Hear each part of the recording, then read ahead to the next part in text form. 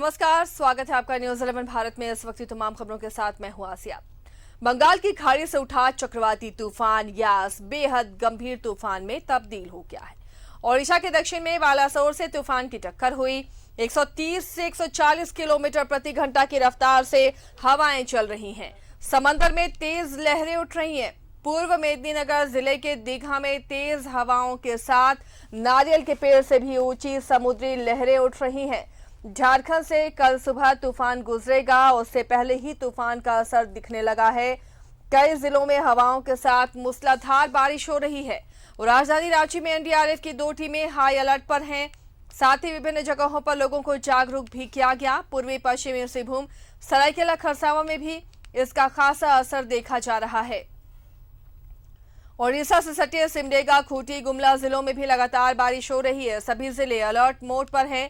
Helpline number जारी किए गए हैं ताकि जल्द सूचित किया जा सके और उन्हें मदद पहुंचाई जा सके। बिजली विभाग, आपदा विभाग, वन विभाग, नगर निकाय, अस्पताल सभी अलर्ट पर हैं। लोगों को घर से बाहर नहीं निकलने को कहा गया है।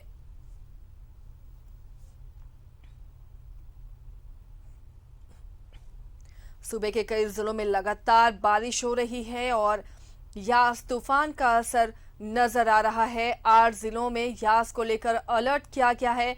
एनडीआरएफ की टीमें भी इस दौरान मुस्तैद हैं कि कहीं कुछ अनहोनी होती है या आपदा आती है तो उस दौरान ये फौरन रेस्क्यू का काम करेंगे। बिजली विभाग भी अलर्ट मोड पर है। रेलवे ने भी कई ट्रेनों को रद्द कर दिया है।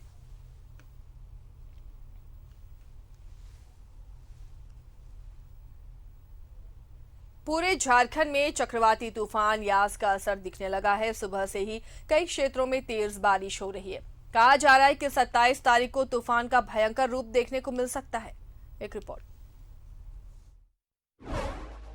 यास तूफान के साथ बंगाल में भूकंप ने दस्तक दी है। जलपाईगुड़ी में बुधवार दोपहर के समय 3.8 तीव्रता का भूकंप भी रिकॉर्ड किया गया।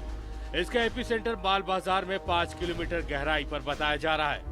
बंगाल सहित बिहार और झारखंड में भी लगातार बारिश हो रही है। हालांकि राहत और बचाव के लिए एनडीआरएफ की टीम मौजूद है।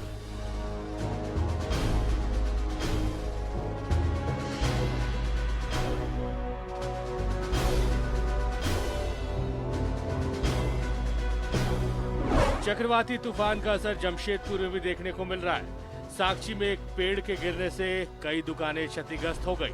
टिमना लेक साइड का नजारा दिन में रात जैसा दिख रहा था।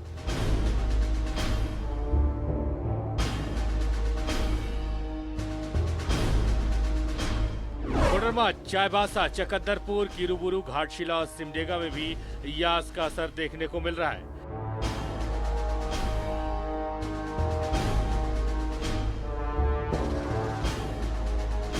हालांकि सुकून की बात यह है कि कहीं राहत और बचाव के काम में सेना के जवान एक्टिव नजर आ रहे हैं तो कई जिला प्रशासन तो कई एनडीआरएफ की टीम।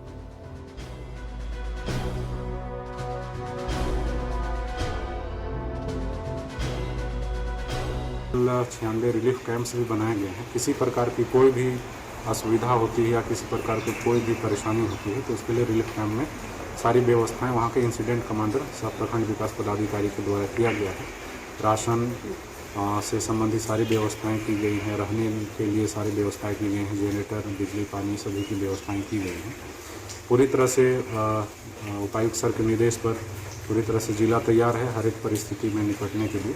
प्रखंडों में और ये 2 नगर क्षेत्रों में कुल मिला के हमारे पास 201 रिलीफ कैंप्स बनाए गए हैं। सभी पंचायतों में लगभग एक कैंप बनाया गया है और कुल मिला के 596 लोगों को अभी तक इवैक्यूएट किया जा चुका है और ये इवैक्यूएशन प्रोसेस अभी जारी है। कुमारडुमी क्षेत्र में हमारी एक एनडीआरएफ टीम प्लेस की गई है जिसमें 24 जवान हैं और वो अलर्ट मोड पे उनको रखा गया है। कोई भी आपदा आने पर उसमें वो एक्ट करें। किलोमीटर रफ्तार से हवा विंड ब्लो करेगी। इसके साथ साथ भारी बारिश भी होने की संभावना व्यक्त किया जा रहा है। तो मैं सभी जिलावासियों से अपील करता हूं, विशेषकर राजनगर प्रखंड के, सरायकेला प्रखंड के, खरसावां प्रखंड के, चांडिल प्रखंड के सभी ग्रामीण भाई बहनों से मैं अनुरोध करना चाहता हूं, किसी भी व्यक्ति आज रात को कच्चा मकान में नहीं सोना है। आपको कृपया जो भी पक्का मकान है, यदि आपके पड़ोसी कोई अगर रहता है तो उनके पास भी आप रह सकते हैं, या जितने भी सरकारी बिल्डिंग हैं, चाहे स्कूल बिल्डिंग हो, पंचायत भवन हो, सभी को प्रशासन ने खुलवाया है। जो भी आपके नज़दीक सरकारी बिल्डिंग, चाहे स्कूल हो, आंगनवाड़ी बिल्डिंग हो, जो भी पक्का बिल्डिंग है, उसमें आप जाकर आज रात को आपको, आपके परिवार को आपको बचाना है। बहरहाल जिस तरह से कोरोना को लेकर हमने सावधानी बरती और सरकार के नियमों का पालन किया, जरूरत उसी बात को फिर से दोहराने की है। सावधान रहिए और आपदा प्रबंधन की तरफ से जारी गाइडलाइन का पालन कीजिए। Bureau report, news 11 Bharat.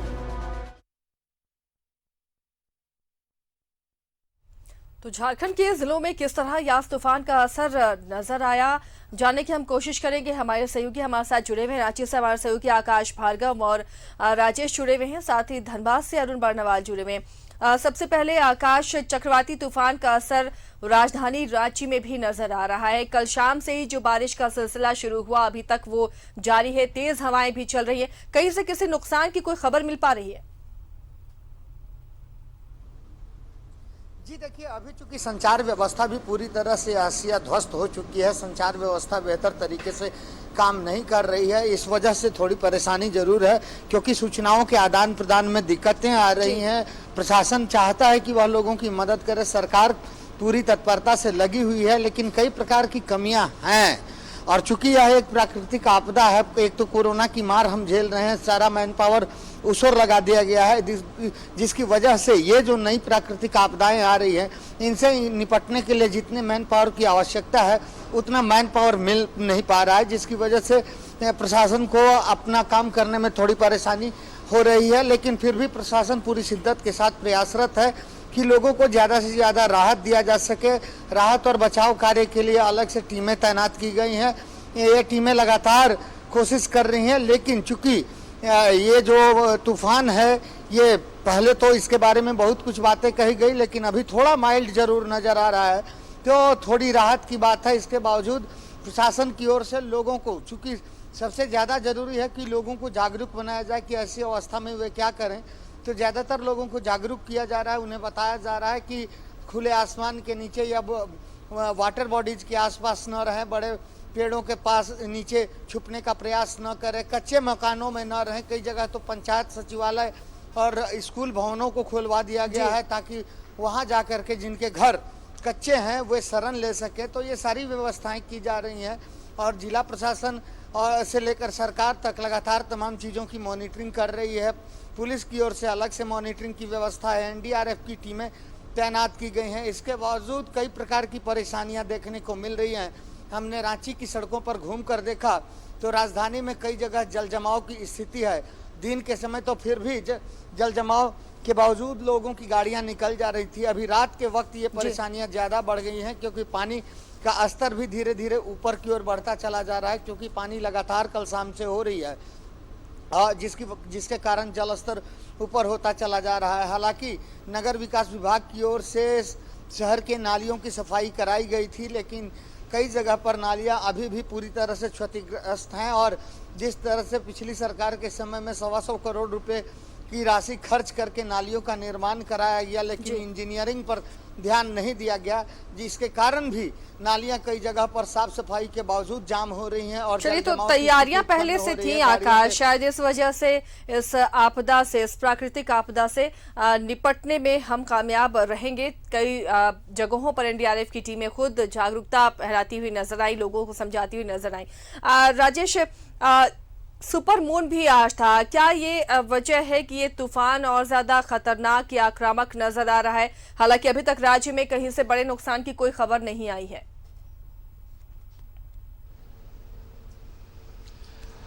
हाँ बिल्कुल, अभी ऐसी स्थिति नहीं आई है, कहीं कोई कैजुअलिटी की सूचना नहीं है। लेकिन आप ये जाने कि जिन क्षेत्रों में इसका जो प्रमुख केंद्र है, यानी उड़ीसा का बालासोर इलाका और उस तरफ तो काफ़ी तबाही हुई है, कई पुल ध्वस्त हो गए हैं और काफ़ी संपत्तियों का नुकसान हुआ है। वहाँ के चूंकि उड़ीसा की सरकार ने ऐसी व्यवस्था कर रखी है पिछले कुछ वर्षों से, चूंकि वह तूफान से इस प्रकार से आक्रांत रहा है कि उसने अपनी जो व्यवस्था की है वह बहुत ही अच्छी व्यवस्था की है, जिस कारण से कैजुअलिटी नहीं होती है। इस बार भी उस जीरो कैजुअलिटी उड़ीसा सरकार का लक्ष्य है। झारखंड में भी एनडीआरएफ की टीम, राज्य सरकार जो है वो पूरी तरह से अलर्ट मोड में है और यहाँ जो है जो प्रभावित इलाके हैं, मुख्य रूप से चाईबासा, देखिए चाईबासा, सिमडेगा, खूंटी, सरायकेला, खरसावां, पूर्वी सिंहभूम जिला, धनबाद का भी इलाका में काफी बारिश हो रही है, रांची तो है ही। इन सब जगहों पर काफी बारिश हो रही है और ये इंटेंसिटी और बढ़ेगी। जैसा कि मौसम पूर्वानुमान कहा गया है कि कल जो सुबह है वह ज्यादा बारिश होगी और तूफान के का व्यापक असर इन क्षेत्रों में होने वाला है। तो अभी जहां पर तूफान है वहां पर काफी तबाही हुई है। देखिए ये सुपर साइक्लोन है और जितना असेसमेंट किया गया था उससे कहीं ज्यादा ताकतवर ये तूफान है। तो सरकार या एनडीआरएफ, भारत सरकार ने भी पूरी पहले से व्यवस्था कर रखी थी। एनडीआरएफ की काफी टीमें वहां पर तैनात है प्रभावित इलाकों में। यहाँ रांची की बात करें, यहाँ भी बारिश हो रही है, लगातार बारिश हो रही है। कल भी बारिश हुई थी, आज भी बारिश हो रही है और कई निचले इलाकों में पानी भर गया है, कई स्थानों पर पानी भर गया है। जो आमतौर पर बरसात के दिनों में देखा जाता था वैसा ही दृश्य राजधानी रांची के कुछ एक इलाकों में देखा गया है, लेकिन इससे ज्यादा कहीं प्रभाव जो है कल देखने को मिलेगा, ऐसा मौसम पूर्वानुमान में बताया गया है। आसिया, अरुण, धनबाद में कोल नगरी में क्या इस तूफान का असर नजर आ रहा है? देखिए आसिया, जहां तक धनबाद कोयलांचल की बात कर लें तो हम लोग जिस तरह का कयास लगाया जा रहा था कि आज 26 तारीख को यहाँ पे बहुत ही तेज आंधी आएगी, हवा तूफान के साथ साथ बारिश होगी, तो ऐसा सारा दिन तो आज कुछ देखने को नहीं मिला। लेकिन जैसे जैसे शाम ढला वैसे वैसे आसमान में बादलों की जो काले बादलों की जो परत है वो बढ़ती चली गई और शाम से झमाझम बारिश हुई। और अब से थोड़ी देर पहले से देखिए तेज आंधी भी चलने लगा है, जिसके कारण ये ऐसी संभावना बढ़ गई है कि कल आज देर रात से और कल इस तूफान का यहाँ व्यापक असर रहेगा। देखिए आसिया, जहाँ तक हम बात कर लें, जिला प्रशासन की ओर से जो तैयारियां हैं वो सभी प्रखंड मुख्यालयों में कंट्रोल रूम बना दिया गया है। और चूंकि यहाँ पे जो 2-3 जो जलस्तर वाले जो इलाके हैं जहाँ और निचले स्तर के जो मैथन हो गया, बराकर नदी हो गई, पंचेत हो गया, इधर जो जहाँ जल स्तर वाले इलाके हैं वहाँ पे खास नजर रखा जा रहा है कि जल स्तर अगर बढ़ता है तो वहाँ पर वैसी स्थिति में कैसे क्या करना है, इसकी पूरी प्लानिंग जिला प्रशासन ने कर ली है। यहाँ पे देखिए कोयलांचल है और कोलियरियों का अंडरग्राउंड माइंस और माइंस का भरपूर संख्या है। तो बीसीसीएल प्रबंधन और ईसीएल प्रबंधन ने भी अपनी तैयारी पूरी कर ली है और जो भूमिगत खदान है वो अगर जो और खास करके वैसे भूमिगत खदान जहाँ पे जल स्रोत कोई पास से गुजर रहा है वहाँ पे रेगुलर बीसीसीएल और ईसीएल के अधिकारी और कर्मचारी उस जल स्तर को मॉनिटरिंग कर रहे हैं। अगर जल स्तर बढ़ता है तो वैसे स्थिति में तत्काल कर्मियों को जो है माइन से निकालकर उसको बंद करा दिया जाएगा। और उसके अलावा जितने भी प्रोजेक्ट हैं, ओपन कास्ट प्रोजेक्ट हैं, वहाँ पंपिंग सेट लगा कर रख दिया गया है ताकि पानी अगर जमा होता है तो उसको पंप कराकर बाहर निकाला जा सके। नगर निगम की ओर से भी पूरी तरह से क्विक रिस्पांस टीम का गठन किया गया और मुख्यालय में बड़े बड़े जेसीबी और खड़े हैं 3-4 जो किसी तरह की आपदा की घड़ी में अगर कोई किसी तरह की घटना घटती है तो तुरंत सूचना मिलते ही वहां पहुंचेगी और वहां पे अपना रेस्क्यू वर्क करेगी।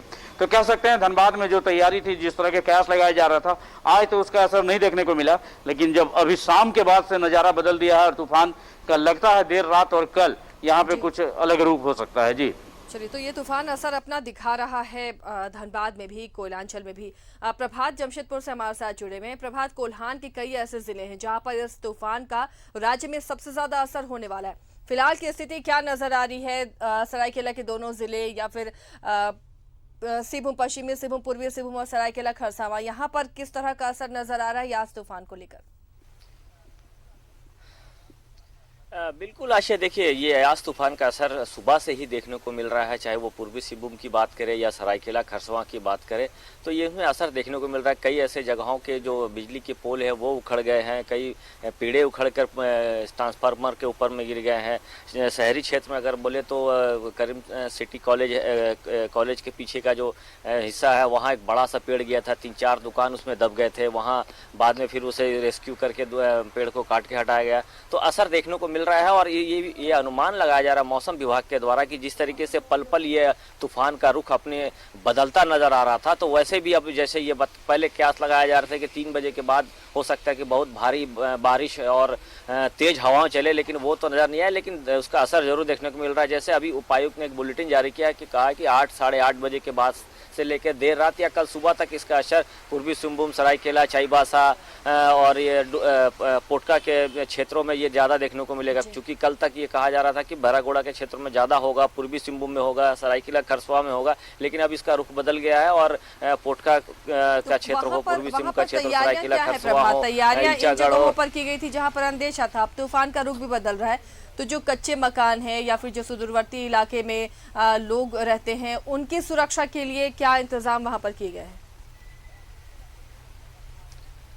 बिल्कुल आशा, देखिए अगर हम आज पूर्वी सिंहभूम की बात करें तो लगातार जमशेदपुर के उपायुक्त सूरज कुमार मॉनिटरिंग कर रहे थे, अपने जितने अधिकारी है उनसे वर्चुअल मीटिंग भी रह के कर रहे थे, साथ ही साथ व्हाट्सएप चैट भी कर रहे थे। उसके बाद देर शाम उपायुक्त खुद शहर में भ्रमण करने निकले, जो निचले इलाके के लोग थे उन लोगों को रेस्क्यू करके समझा बुझा कर, क्योंकि कल से ही समझाया बुझाया जा रहा था, बताया जा रहा था कि आप तटीय इलाके से चले जाए, तो वो लोग नहीं जा रहे थे। लेकिन आज देर शाम चाहे वो मानगो क्षेत्र की बात करें या फिर शहरी क्षेत्र की बात करें, शाम के वक्त भी पूर्वी के विधायक सरजू राय भी अपने क्षेत्र में भ्रमण करने निकले थे। भोइयाडी, बाबूडी, बिरसा नगर, इन क्षेत्रों के नदी तट के किनारे जो लोग रह रहे थे उनको रेस्क्यू करके जो शेल्टर हाउस बनाया गया है या सामुदायिक भवन वहाँ शिफ्ट किया गया और उन लोग के लिए खाने पीने की सारी व्यवस्थाएं की गई। साथ ही साथ मेडिकल की टीम भी रखी गई ताकि कहीं किसी तरह का कोई कैजुअलिटी होता है, चाहे किसी तरह की कोई बात होती है तो उसे तुरंत हॉस्पिटल तक पहुँचाया जाए। तो प्रशासन ने पूरी मुकम्मल तैयारी कर ली है। और घाटशिला की अगर हम बात करें तो ADM law and order, city SP Ghatshila अनुमंडल में कैंप किए हैं। उधर अगर किसी तरह की कोई कैजुअलिटी होती है, चाहे किसी तरह की कोई बात होती है तो उस पर तुरंत कार्रवाई की जा सके। पोटका के क्षेत्र में पोटका के जो विधायक है स्वयं अपने मॉनिटरिंग कर रहे हैं ताकि अगर उस क्षेत्र में भी अगर बहुत ज्यादा भारी नुकसान होगा तो कैसे उसको रेस्क्यू किया जाए। लोगों जो खुले जगह पे लोग रह रहे हैं उनको रेस्क्यू करके सामुदायिक भवन में शिफ्ट किया गया है ताकि जब ये हवा का जो हवा जब तेज चलेगी, बहाव आएगा, तब उस समय कहीं ना कहीं थोड़ी सी नुकसान होने की उम्मीद जताई जा रही है। शहरी क्षेत्र में हम बताएं आशा कि जमशेदपुर में जितने भी हाई मार्क्स लाइट है, टाटा स्टील ने जितने हाई मार्क्स लगे हैं वो सारे हाई मार्क्स लाइट को बंद करके डाउन कर दिया ताकि अगर तेज हवा चले तो उससे किसी तरह का कोई नुकसान न हो। रोड पे चलने वाली तो प्रशासन की तरफ से प्रिकॉशनरी मेजर्स अपनाए गए हैं प्रभात, तो उम्मीद करते हैं कि इससे बहुत ज्यादा कैजुअलिटी या नुकसान राज्य को नहीं होगा क्योंकि तैयारियां की गई हैं व्यापक तरीके से। इस तूफान को तो रोका नहीं जा सकता लेकिन इससे बचने के तमाम उपाय फिलहाल तो नजर आ रहे हैं।